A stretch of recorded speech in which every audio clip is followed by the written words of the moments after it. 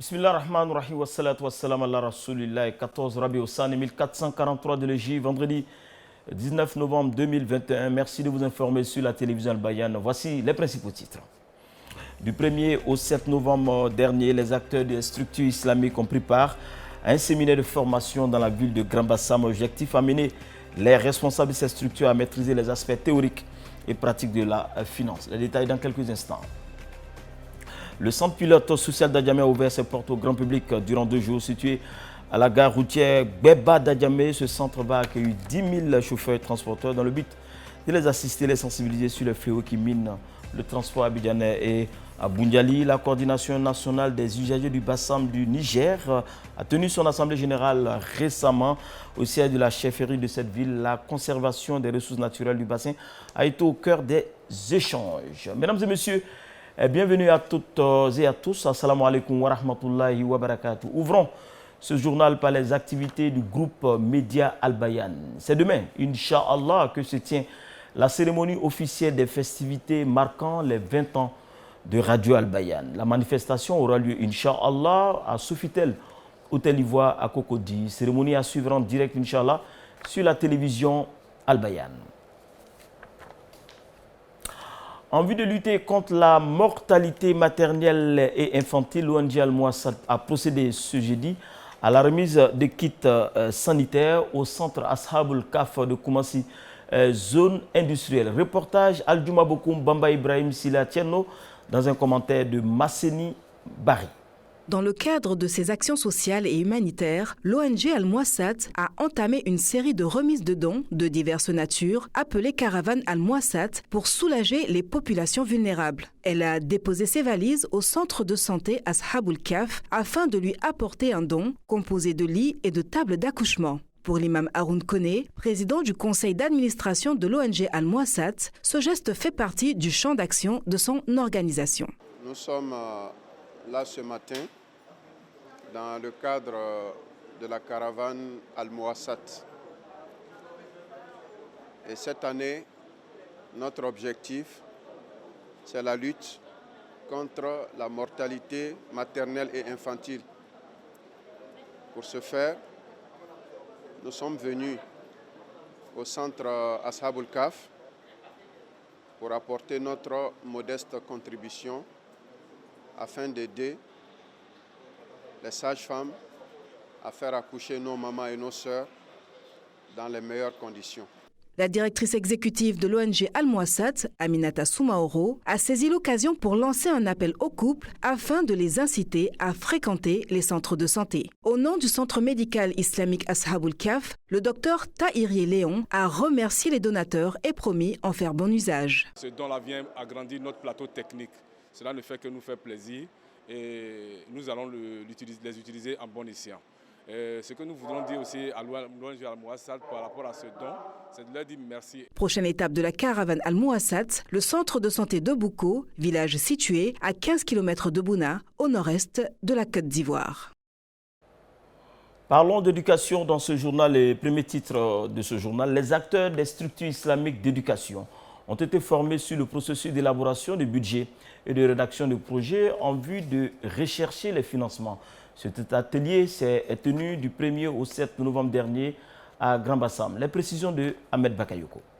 Fondateurs, directeurs et enseignants d'écoles confessionnelles islamiques ont effectivement bénéficié d'un renforcement de capacités en ressources financières et budgétaires. Des stratégies d'appel de fonds pour le financement de leurs projets ont été enseignées de façon théorique et pratique. Considérant la plateforme comme une structure nationale qui va s'occuper ou bien qui s'occupe de l'éducation de tous les enfants des structures islamiques d'éducation, donc nous avons estimé que les membres doivent être vraiment soigneusement formés et formés à plusieurs outils.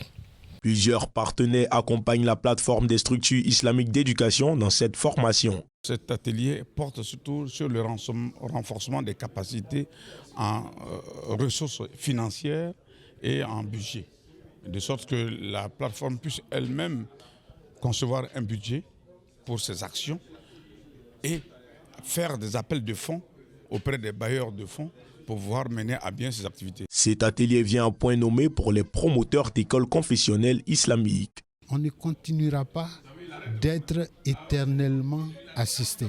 Il faudrait qu'un jour, nous-mêmes, nous puissions nous prendre en charge.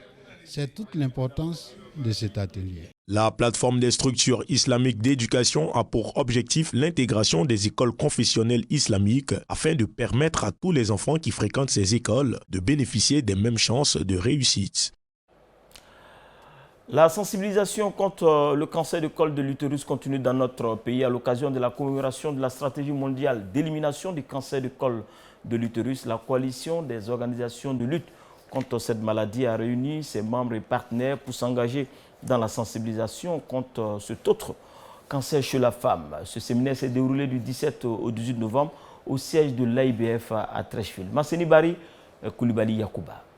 Selon l'OMS, une femme meurt du cancer du col de l'utérus chaque 2 minutes dans le monde. Face à cette situation alarmante, les ONG réunies au sein de la COL-CC prennent le taureau par les cornes à travers l'initiative de la société civile contre le cancer.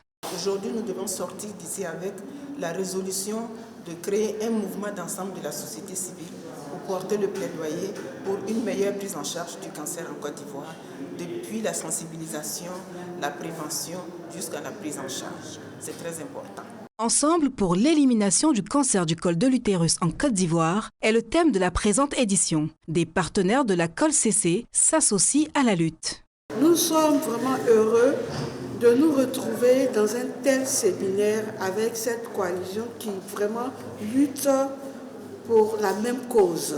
Nos organisations locales, Jeunes Chambres à travers tout le pays, organisent tantôt des campagnes de sensibilisation contre le col de l'utérus, tantôt des campagnes de dépistage du col de l'utérus. Bien évidemment, il s'agit pour nous d'amplifier ces actions. La stratégie mondiale d'élimination du cancer du col de l'utérus d'ici 2030, lancée par l'OMS, est basée sur la vaccination, le dépistage et le traitement. Conférences, panels et ateliers ont meublé cette initiative de la COL-CC avec sa dizaine d'ONG. Un mot de transport dans ce journal. Le centre pilote social d'Adjamé a ouvert ses portes au grand public durant 2 jours. Situé à la gare routière dénommée Gbeba, ce centre va accueillir 10 000 chauffeurs et transporteurs dans le but de les assister et de les sensibiliser sur les fléaux qui minent le transport abidjanais. Reportage Kanate Kassoum.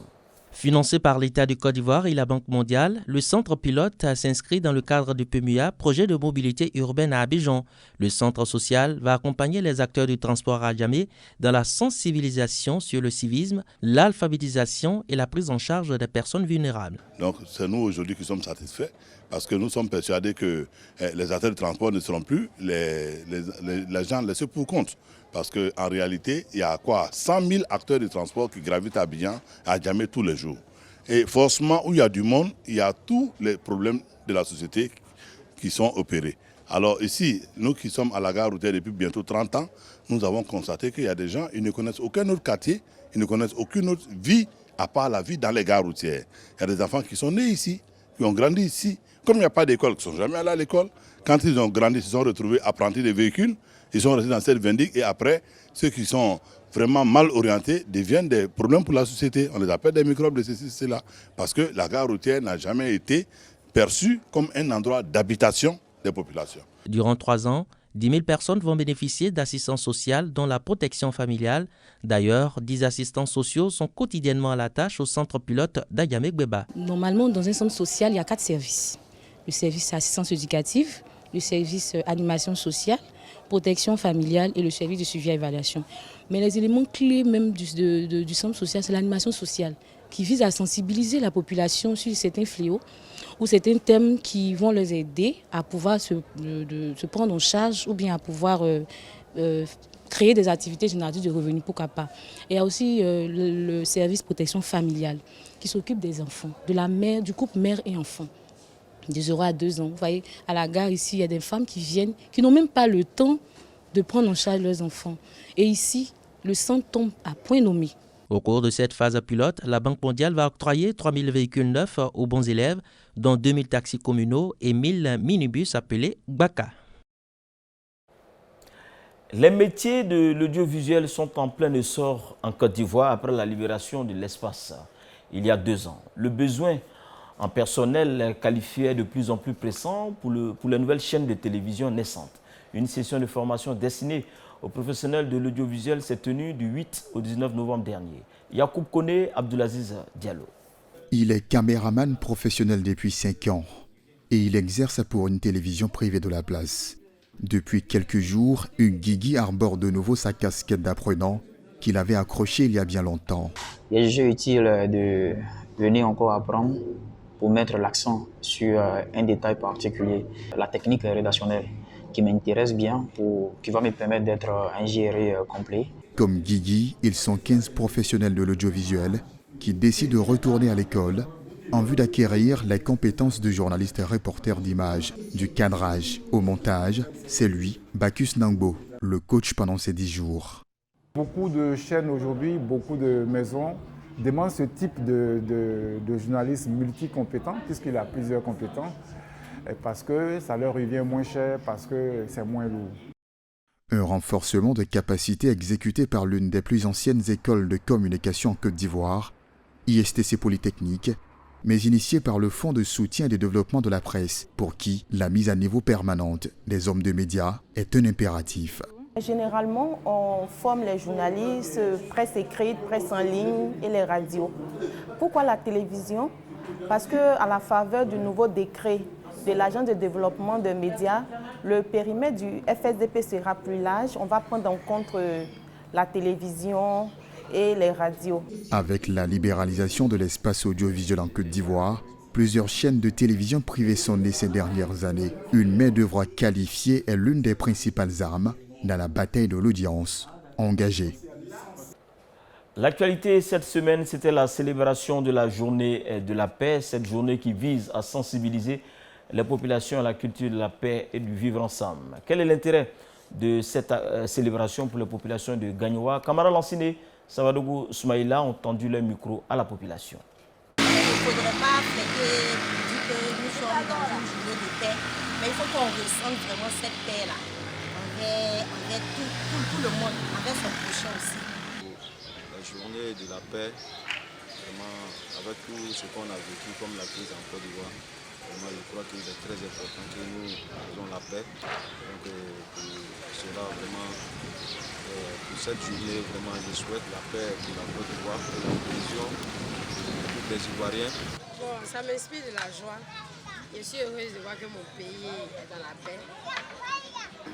Pour ce qui concerne la célébration de la journée de la paix, je crois que c'est une journée